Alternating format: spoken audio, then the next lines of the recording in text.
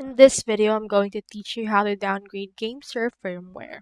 As you can see right here, we have this article about the GameSir X1, Z1, and Z2 FPS dock firmware downgrade.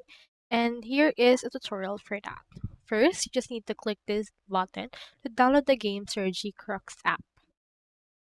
Once you have downloaded that, connect X1 to mobile phone via Bluetooth. Launch the GameSir G-Crux app and click on Update Firmware that's available right here.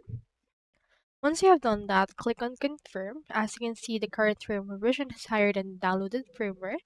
So for this, you need to confirm this in order to downgrade it.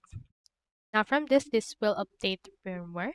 Do not turn it off, and it takes around 8 to 10 minutes. Now as you can see right here, this is waiting for a reboot, so reconnect the device to confirm the update. Next, disconnect your X1 and delete the pairing data of X1 in Bluetooth settings. Turn off the app in background. Connect X1 to mobile phone via Bluetooth, and from there it should be able to work. So that's all there is today, and I hope this video helped you out.